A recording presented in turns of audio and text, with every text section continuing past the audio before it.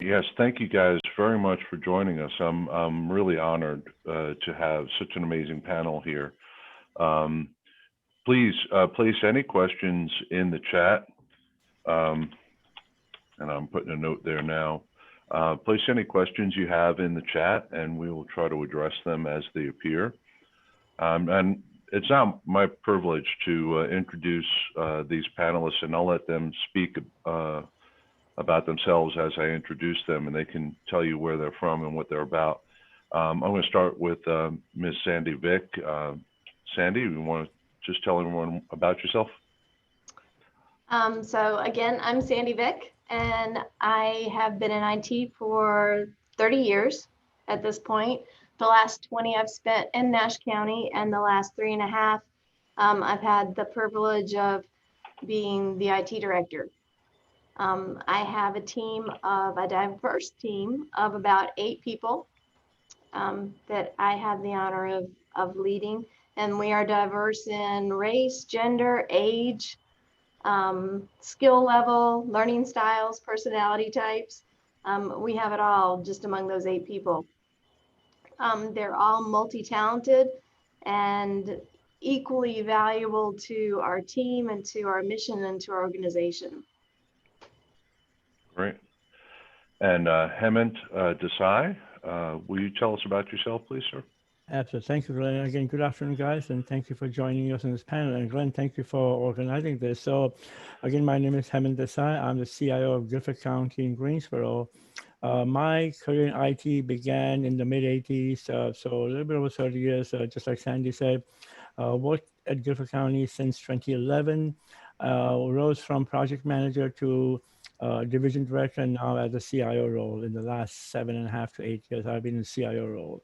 I love working in the county for many, many reasons, and you might see in my bio that I'm a passionate learner, and I consider myself a lifelong learner. And as a learner, you can't really find a better forum than working in public service. So that's my short and sweet life story. So again, thank you, Glenn, for setting this up. Great. And Rodney Roberts, tell us about yourself, sir. So again, like Hemant said, thank you for inviting me to be a part of this panel. I've been working for the city for around 20 years. Out of the last 7 of those, I have served as the deputy CIO. I directly manage something around 5 to 6 people, but indirectly I'm a manager of managers. So directly beneath them or with them we're around 40 staff members. I know a lot of the faces here from NCLGISA, and I've been a part of NCLGISA for, I guess, out of my 20 years, about 10 years, I've been a part of NCLGISA. So one of the things that I've learned as a part of being in NCLGISA is everyone's talented in their own way. There's a lot of brilliant people that we're fortunate to work with in this state and also in Greensboro. So I'm very, I hate to use the word very as much, but. Definitely. Great sentiments. Thanks, guys. So I'm going to kick this off. And my first question really is, when we're talking about leading a diverse team, what are some of the key benefits that we gather or gain from having diversity, like as Sandy said, of age and skill level and everything else, and race and everything else? What benefits have you guys seen in your organizations? The level of creativity by far. The more diverse your team is, the greater the out-of-the-box thinking comes into play, and the creativity by far. Playing off of what Sandy said, creativity as well, but perspectives. We all, whether we admit it or not, we bring our whole selves to work every day that we come to work. And with a diverse team, we've got different experiences, different perspectives on each problem that we're faced with. So just those perspectives help us get to a better solution quicker, in my opinion. And I would concur with both Rodney and Sandy that the creativity part is obvious. Just the sheer nature of diversity, from what I've experienced in my, not just at Griffith County, but even at my previous careers, is it provides us that forum for engaging in so many different views. And as we, were talking earlier, diversity, obviously, we all know that it includes, race, gender, age, and sex, and those kind of things. But more importantly, I think more importantly, from my perspective, is also the thought itself. Oftentimes I've noticed in the last several years that, if you have a diverse team member, diversity in your team, and they have openness in sharing the thought, then you don't have that group thing mentality, because then you're able to share openly. So from my perspective, really the challenge for me has been to harness that benefit, Glenn, that you mentioned, is it's an ongoing process of harnessing through active engagement, and as best as I can through my managers and maybe even some other staff members that I work closely with. So it's an ongoing, evolving challenge, but opportunity for us to harness that creativity that Sandy and Rodney so well put together. So for me, it's really been a benefit in so many different ways. And I think to add to what Rodney and Matt said is also when your team is diverse and the perspectives that your team brings to the table is also some of the similar perspectives that your customer base would also have. So in a situation where you're rolling out a new project and you need to take into account the impact that's going to have on your customer base, you've got a diverse team that can speak to a lot of the diversity that your customer base has as well, and give that perspective. Oh, that's a really good point. Now, some of you mentioned skill set and age in particular. Talk a little bit about what that diversity in skill sets and age and what that really brings to the table as well. I could jump out front on that one. As far as skill set, when you get to know the people that you work with, you start to see what the areas that they shine.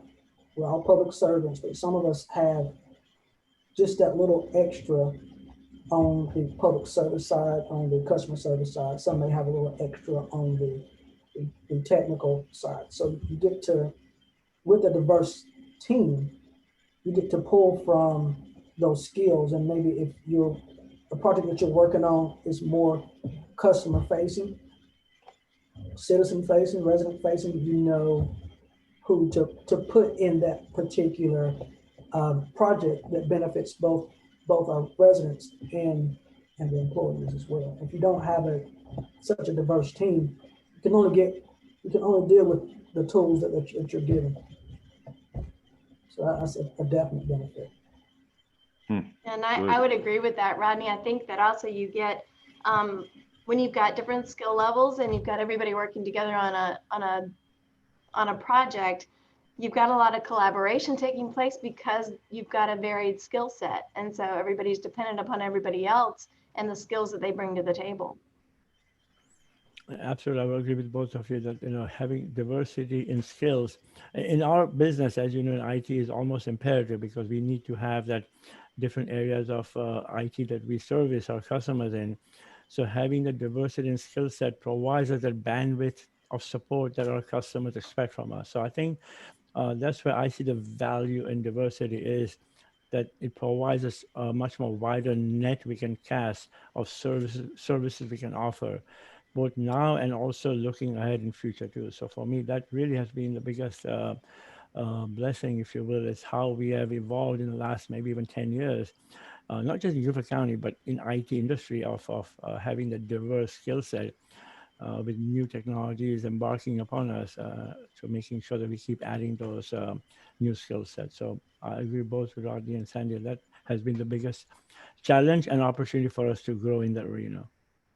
Right. Yeah, because it is so easy to really silo your skills, because there's so many specializations that you can have in IT, and having that diversity of skill and diversity of experience on the same team allows people to broaden, their skill sets even more.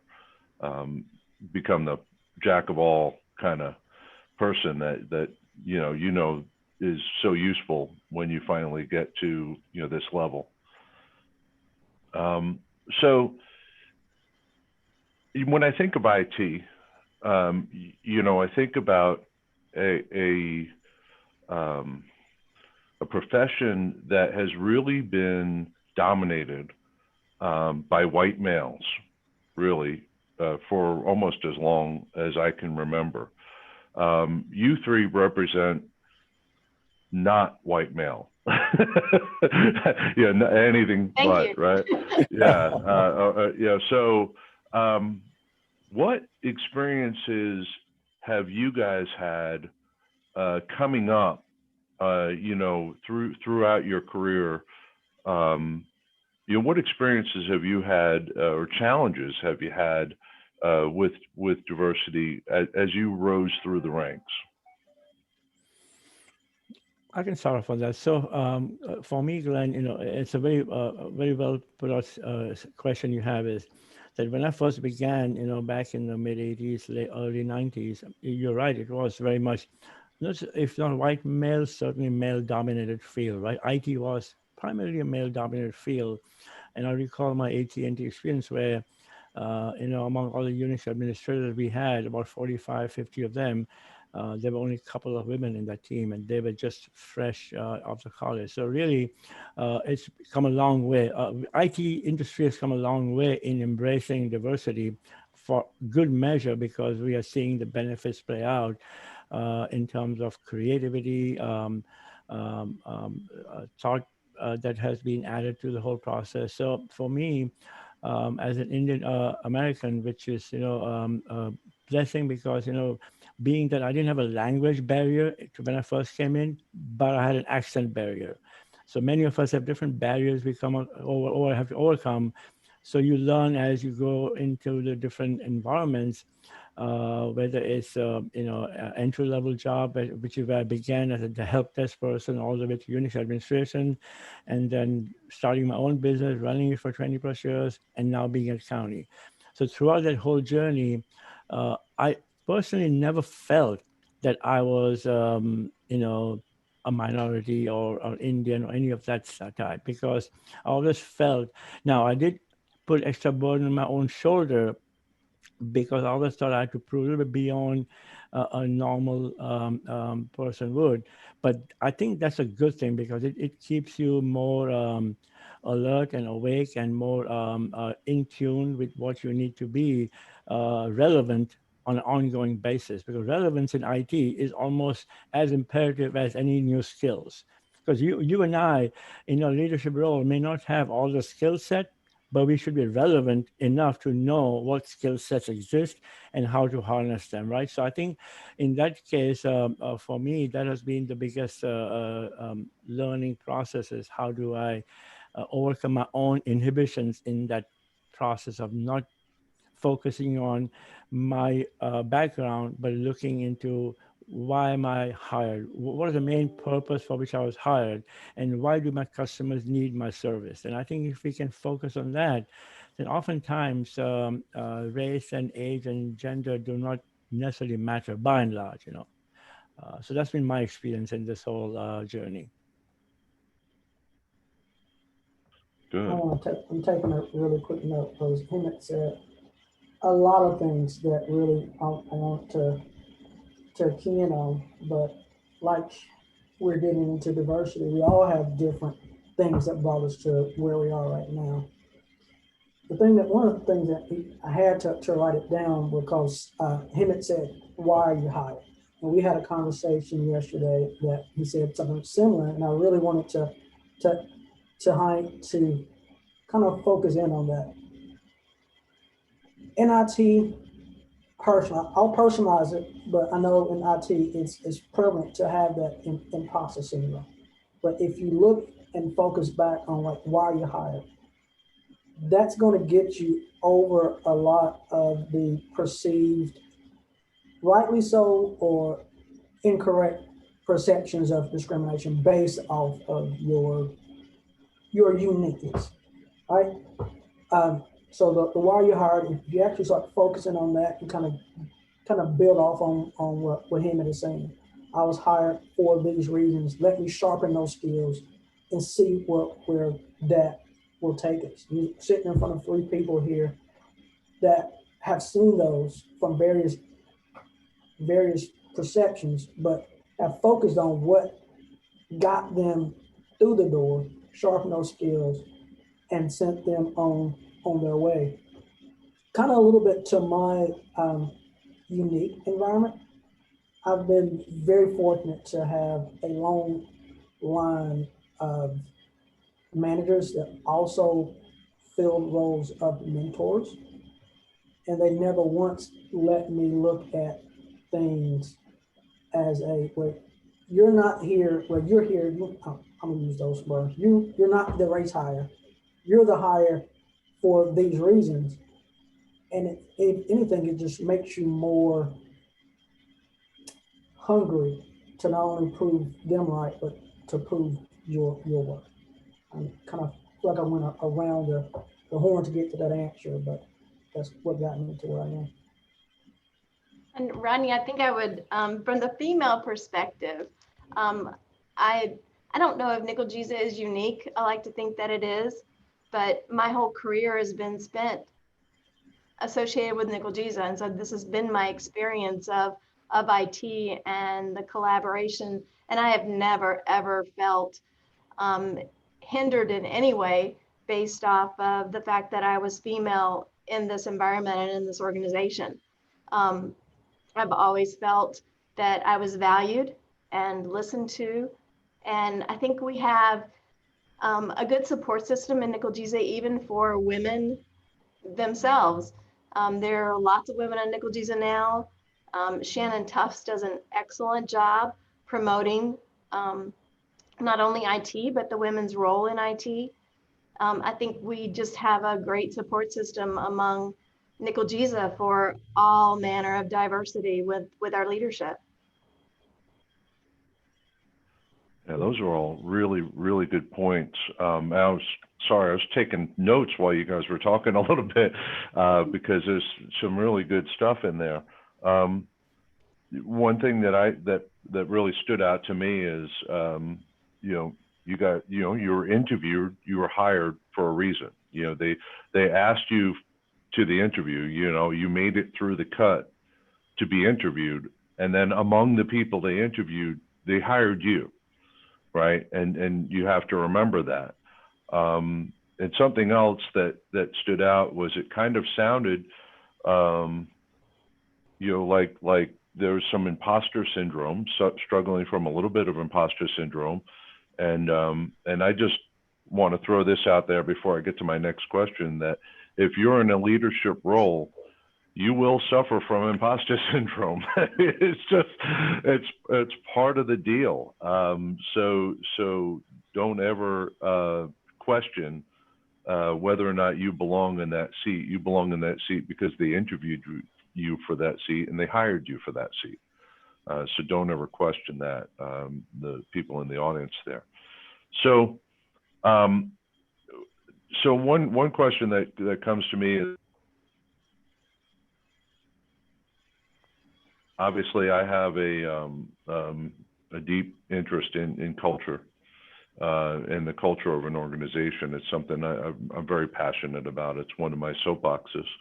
And I've worked on teams which were not diverse, at all. I've worked on teams where it was actually all women. So there was, 15 guys and 300 women. I worked on teams where it was almost all men. And the cultures in those groups were not what I would say conducive to success. Have you had any of those kinds of experiences, or even the opposite? What's the culture like? And turn that on its head, if you were to. Give me an example of where you've been on a team where you didn't have that diversity, and what the culture was like, and what what's the culture like in a diverse team such as the one that you're in now? So I guess I'll start with that one. I have a diverse team, as I already explained. I have worked on teams where the diversity has not been present. But I think the key, if you're leading a team of any sort, is that your team members are guided by how the team leader treats each member of that team. If you become frustrated and impatient with different members of your team for whatever reason, your team members see that and they start treating each other that way. And so I think it's imperative as a team leader, whether it's a diverse team or not a diverse team, regardless, if you're leading a team, you have got to make sure that you treat everybody equally and with patience and with respect so that they treat each other that way. Obviously, we're human and we have to, and we get frustrated and we get impatient with different learning styles and that sort of thing. But you cannot ever show it as a leader. You have to put on that show face. And if you need to address something outside, if there's some constructive criticism or some correction that needs to take place, that needs to be done in private and make sure that all of your praise is done publicly. But you really do have to, as a team leader, have to have that show face where you treat everybody with patience and with respect and with kindness. So Sandy said probably the best part of management advice that I've ever heard is not, it doesn't stop with what you see, it's what you exhibit. People follow. Someone told me many years ago, you're always in a meeting. Whether you realize it or not, people are watching how you behave. It gives them those brackets in which they can behave and react. I have been fortunate to always be on a diverse team. Maybe it's because no one looks like me. But up until, so I was always, this is diverse, right? But outside of that, everything in Greensboro, I'm gonna big up my city for a little bit here, if y'all don't mind.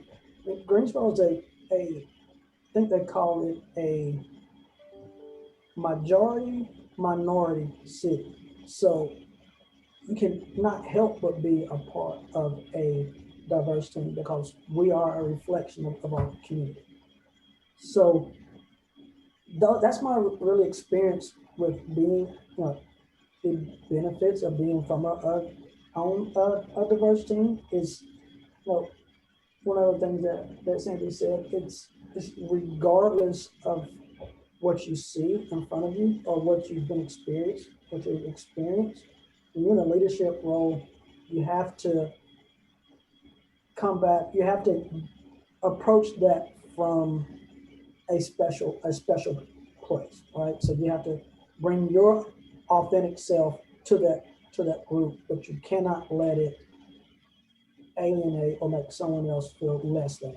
As long as you keep those things in perspective, the benefits from a diverse team is going to shine above all things else.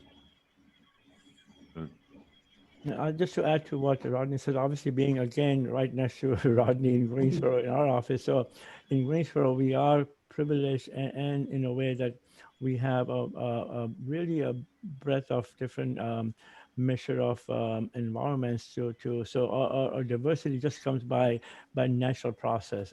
So as long as I've been in Guilford County, I've always been either part of a diverse team or certainly now leading a team of people as diverse as probably any other team that might be out there. So I have managers who are diverse in their different skill set, race, so on and so forth, age.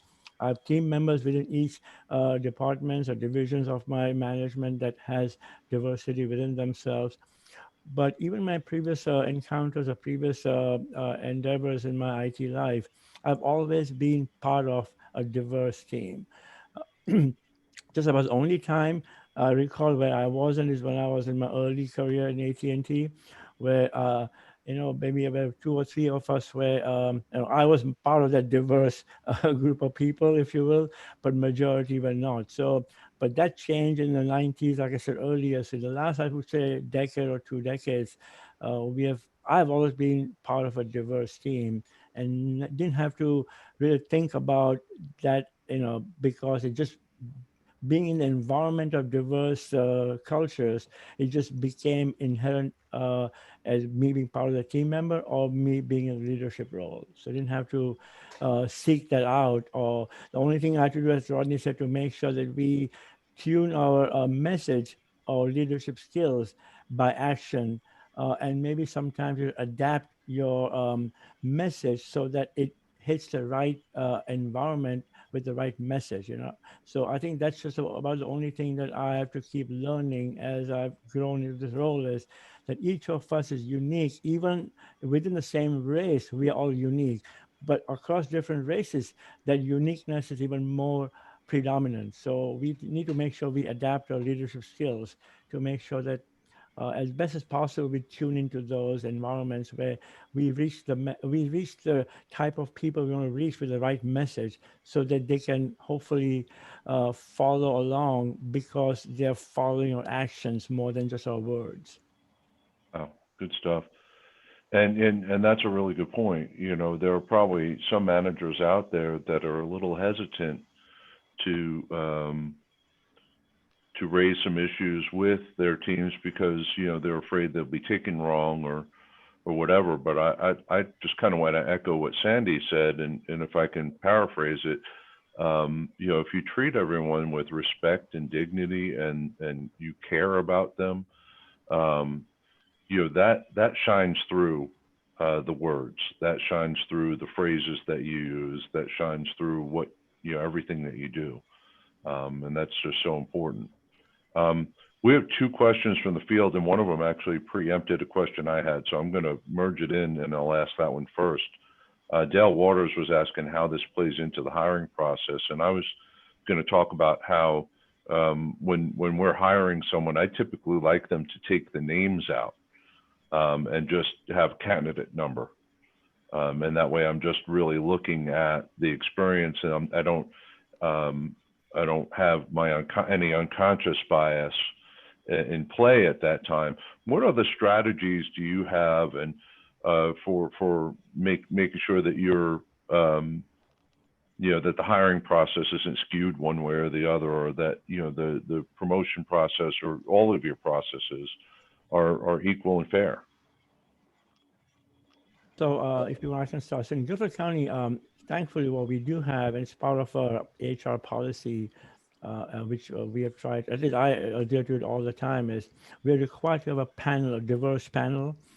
And I'm not saying just by doing that, it automatically ensures diversity, but it certainly is a step in the right direction. So we try to make sure, and if I'm one of the organizer of the panel, then we try to make sure that we have a diverse group of panelists, if you will, to choose candidates, not just to hire, but even to select whom to interview. So I try to make it so that we do now with remote hiring processes, we do initial like a Teams call for 15, 20 minutes, just to kind of make sure that there is a two-way connection between the candidates and us, and they understand what we're looking for and vice versa. And then we have the group of people then be invited, and the panel is also a diverse panel. So this is one way we try to ensure diversity in the hiring process, if you will. And Hamed, that's similar to what we do here as well. We have a panel. I put together a panel when we're looking to hire somebody, and that panel is the panel that will see the whole process through, from looking at applications to the interviews to the discussion that takes place that says, okay, who's our best candidate, who comes to the top of the pile.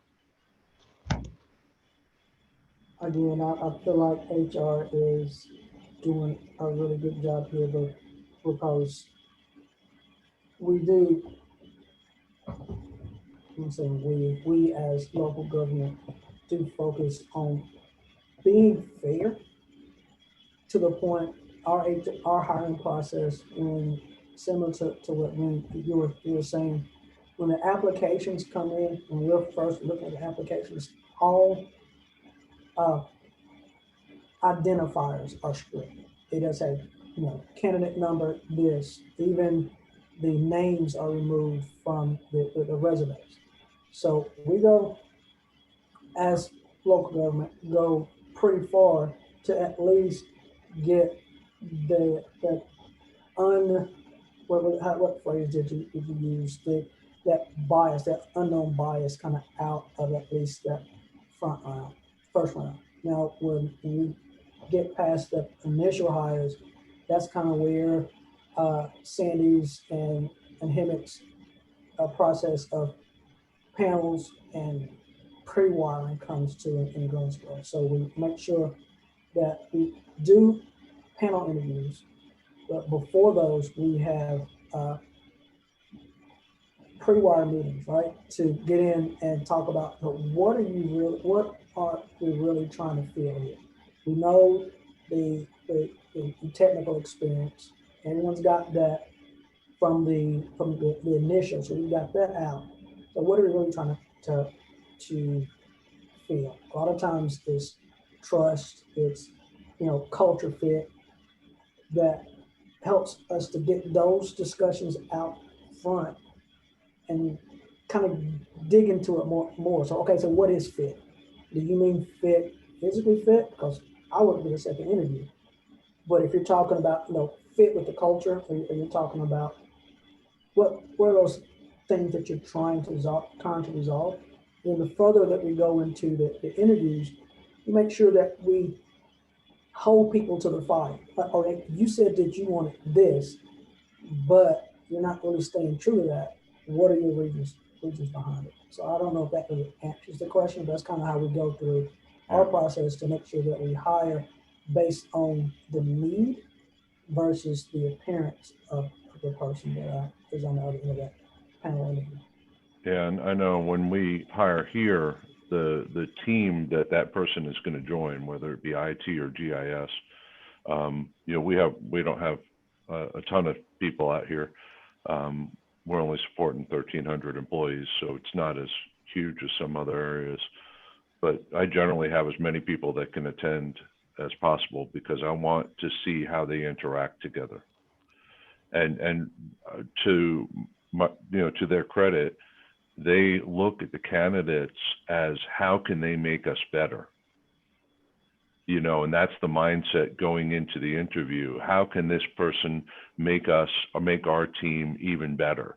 And so it kind of takes, to me, it takes that diversity part is just, it's part of it, but it's their race, their background, their gender, any of that is not the focus. The focus is how are they going to make us better? And so it really becomes, pretty unbiased. And we've seen a lot more diversity in our group, but it's not been necessarily intentional. It's just because, they were frankly the candidates that were making us the best out of the pool. So the next question, this one's an interesting question. It's from Ernest, and it's really a managing up question, right? How do we encourage leadership that diversity in hiring should be considered? I believe that in higher ed, not having a diverse faculty has a negative impact on student success. Now, I know you guys aren't in the education realm, but I think you can speak to, how is this, if they're not experiencing this, how would you go about introducing this to leadership? That is a really hard question, only because it's not something that I have direct experience with. So my answer is going to be somewhat hypothetical. It goes back to, in local government, you're representing your community. And if your leadership doesn't resemble your community, you're doing a disservice. How is it that your leadership team can address a certain subset, say you're building a network for a parks and rec facility, and we go and we're in that process of designing infrastructure, and our perspectives are totally skewed. Maybe everyone on my team only likes baseball. Why do you need a football field? Yeah, I'm kind of removing race out of it to make it easier. But if I'm on a panel to design a parks facility, and everyone on that panel likes baseball, no one likes football, guess what's not going to be installed at that facility? And guess at the end of the process, who's going to be the ones that suffer for it? Right. So if we focus on what we're trying to solve, and that's providing a better quality of life, and in the educational arena, if you're teaching a diverse group of students, why wouldn't it be, people are going to necessarily be more comfortable with people that share some of those same life experiences. So why wouldn't it be that the first thing is to hire many people from various backgrounds, so you get a better understanding of what these students and staff are looking for. And I think along those same lines, Rodney, is that, and again, I don't have any experience in an educational environment other than, myself as a student, but I think your leaders in higher education are your role models. And so you want a diverse set of role models in your faculty, because that's who your students are looking up to. That's where they're getting their guidance from for their futures and for whatever career path they decide to take. So I think it's critical that you have diversity in your faculty. So I think Ernest makes a good point that something needs to be in place. I'm not sure what that would be, but it's definitely needed to encourage diversity in your faculty.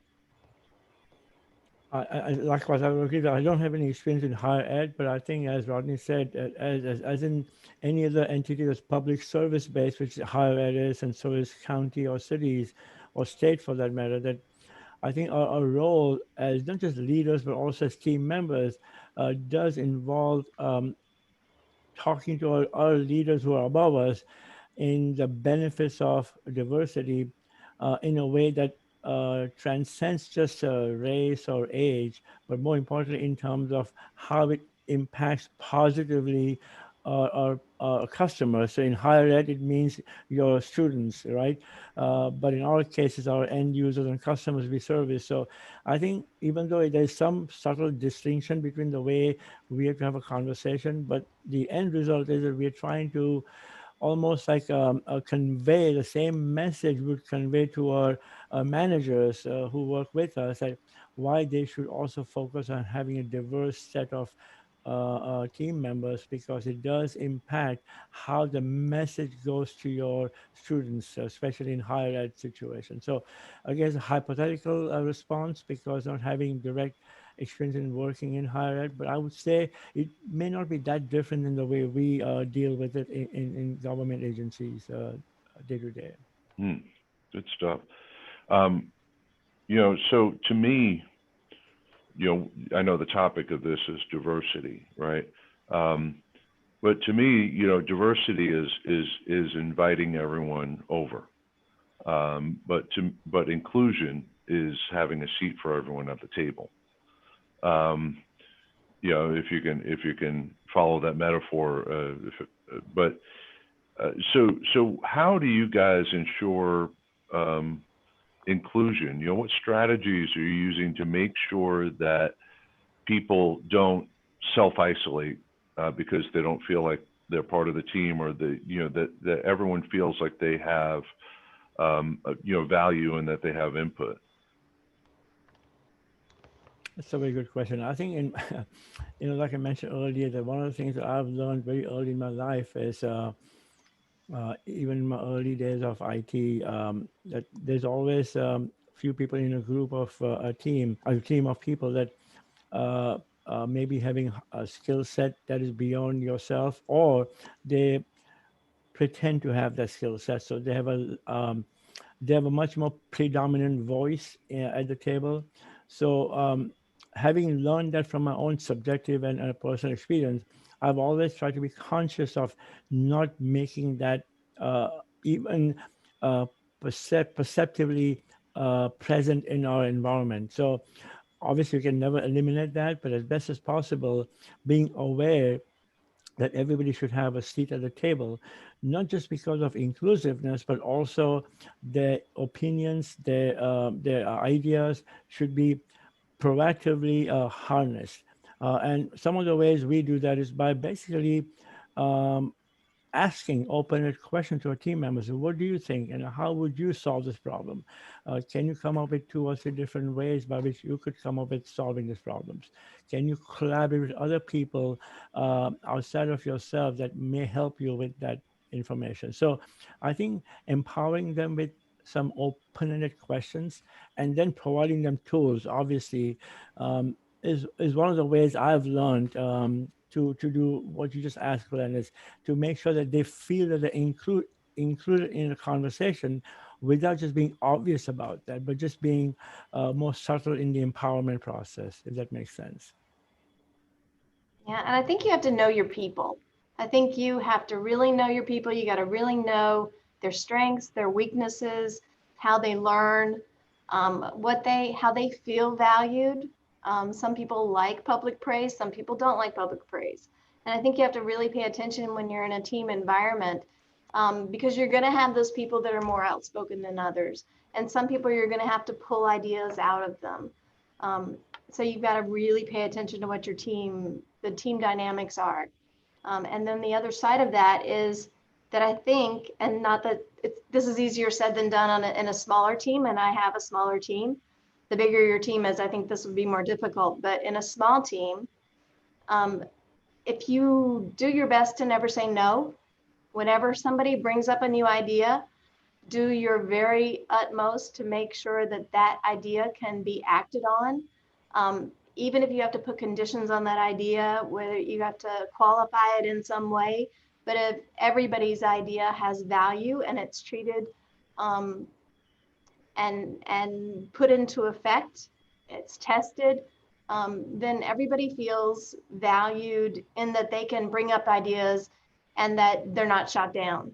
They at least have a chance to have their idea tried and enacted and get input from other team members and to know that those team members are going to be supportive of that idea, I think is critical to promoting it. I want to focus a lot on one of the keywords that Sandy said there. The way I focus on inclusion is by building those relationships. Right? One of my superpowers, if we can put it that way, is realizing that people in management roles, not only but especially people in management roles, if you can build a real relationship with the people that work with you, then they become, it's double-sided, right? So they'll be able to tell you those things that they may have not been able to if you didn't have a relationship. Like, for example, I had a really cool idea on how to implement this, exchange migration to the cloud, but I was being stepped on. So if you have a relationship with multiple people in your department, your sections, you're better equipped to use that as sort of leverage. And that my previous example of if someone on the team has an idea that's not being heard because of a louder voice in the room, if I've got relationships with everyone on that team, a good relationship, I can go to that louder voice and say, hey, I get it. As far as the exchange is concerned, you can, lap me plenty of times. But someone else needs an opportunity. And I've got another voice that wants to be heard. And by the way, you're a really great at exchange. let's try some of that skills out on Microsoft Teams. Very similar, but give you a little bit of information and a little bit of, you know, script to learn on. So it's all about relationships, and again, going back to respecting everybody in the room, because we weren't born, I'll say we, or the collective we weren't born with the amount of experience and know-how that we have today. Someone had to step back and let us step forward. So once you have those relationships, you can kind of refresh people. You know, you weren't always the best person on this product. Someone had to let you cut your teeth. Now is your time to get to do the same. Yeah, I think that's a great point, Rodney. It's in leading any team, it's all about the relationships that you develop with your team members and your team members among themselves. And our purpose as leaders is to grow our team and to make sure that our team members are able to grow and succeed. That's right, because management is a relationship. You know, by definition, it is a relationship, and you know, we need to make sure that the praise goes out there and all the blame comes right here. Exactly. That's right. And I think you guys have made a really good point about you know, some of the skills that you do for maintaining emotional safety among your team, so that they feel comfortable providing those ideas, and that they continue to provide those ideas. That yes and that Sandy was talking about, you know, when they come up with an idea, that, you know, that we don't just dismiss it, you know, that you know, you build on it, you know. So sometimes, you know, the idea may be ridiculous. You know, somebody may say something like, well, I want the database to be blue. Well, it doesn't even make any sense, but that's fine. But, you know, at least you say, well, yeah, that's a good point. Let's look at the user interface and make sure that the colors are conducive to people and that it's got everything that it needs. So, you know, I think those are all really, really good points. I guess my next question is really for the attendees and for you guys. You know, you know, we've seen some very contentious times in our country lately. You know, racially charged riots, you know, and things like that are going on. You know, what elephants are in the room that we just haven't addressed yet, and that maybe we need to, and we should. You know, we need to. I think the only way that we can truly solve a lot of these problems is to have real open and frank discussion, and not just open and frank discussion, but open and frank discussion with a mind to actually do something about it, and not just discuss it, but to actually get something done. You know, what do we not discuss that maybe we need to, or you know, and for those that are attending, you know, please, you know, start typing furiously in the chat. But, you know, what are we not talking about? Glenn, I may just, if I may, that's a very good question. When I saw that, it's so interesting you asked that, because yes, when you talk about race and diversity, we often skirt around the boundaries, right? But we sometimes have to also, you know, one of my favorite leadership gurus is Brené Brown, and as she said, we rumble with vulnerability, and race and diversity as a vulnerable topic as anything else, right?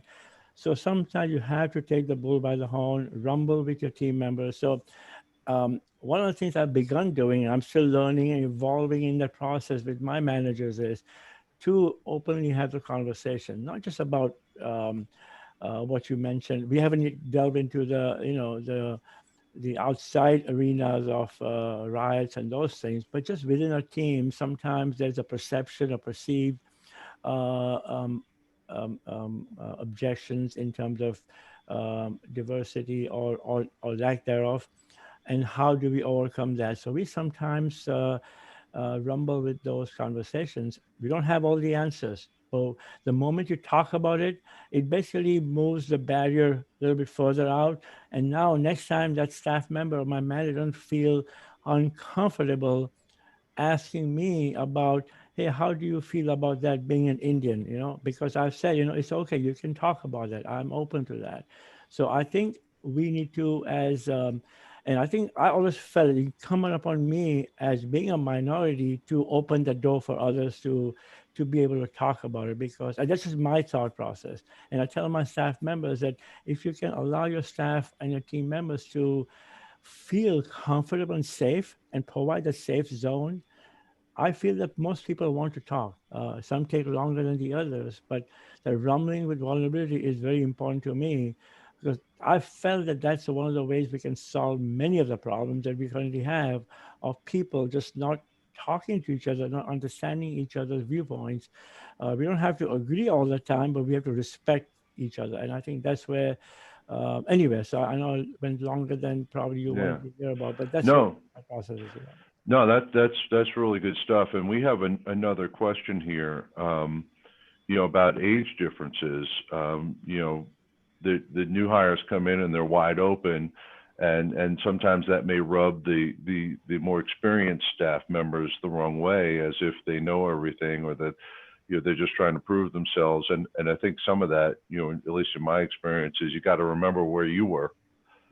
You know what I mean? Because you were that snot-nosed kid at one point. You were that person trying to make a name for themselves, or trying to learn, or you come in all on fire.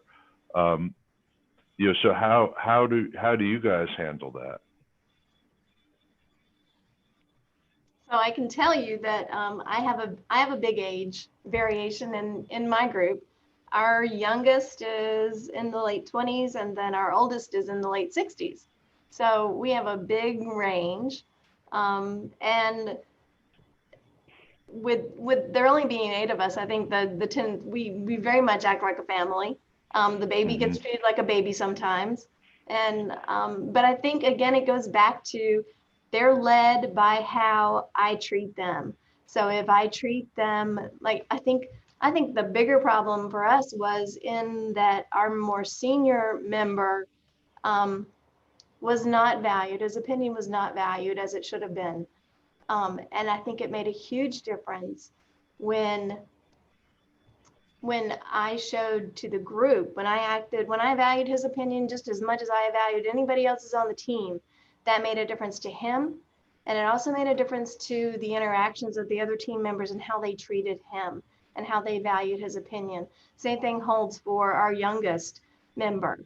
And again, he's young, he's gung-ho. He comes from, he's constantly reading and evaluating different processes and ways of doing things, and wants to try those out. And that's great. But I think but our team is led by how they see leadership treating each of them. And so as long as everybody has an equal voice, and as long as everybody is respected and those opinions are valued, and we try any new ideas that anybody comes up with, and our oldest staff member has great ideas, our youngest staff member, and everybody in between. We just have to make sure that everybody's ideas are given credence and that we give them a chance. Yeah, that's good stuff. And I think one other technique I would probably add to that is, if you do have some more experienced staff members, set them up as mentors for those younger ones, and then that helps them build that relationship as well. And then they'll start valuing that opinion, and frankly, you'll get a twofold benefit. First of all, the more experienced person will get some of that fire. Right, and then the younger person will get some more of that that more even keel. So that's really good stuff. So we're getting close to the end of our session, and I know I frankly could talk to you 3 all day long, and I have to say I'm very I was looking forward to doing this. And I almost didn't care if anybody dropped in, because I just wanted to talk to you. So it's really been a pleasure for me to just talk to you three and just hear your views and hear what you're doing and some of the challenges that you've had, and it's been empowering for me knowing, you know, having some of these same challenges and having some of these same experiences, that, you know, I'm not alone out there. I'm not, you know, there's misery loves company, I guess, but you know, but this was really great, and I see that, you know, we're getting some comments that you know, this has helped some people, and that I think they really enjoyed this very frank discussion. So I think for everyone at NCLGISA, I just want to thank the three of you for not just taking the time to be part of this, but also for your candor and your transparency, and you're willing to be vulnerable, discussing, as Hemet said, a very you know, vulnerable topic. And so I really appreciate your time on this, and thank you very much for your time. Any other questions? You know, if you want to email any of these people, I'm sure they would be happy to respond to any of your emails, or you could send them to me and I can send them to them, whatever you want to do. But if you have any questions that we did not address, that would be a great way to do it. Again, thank you, all of you, and I hope you all have just a wonderful conference. Thank you, Glenn. Thank you very much. Thanks, Glenn. Thank you. All right. Bye.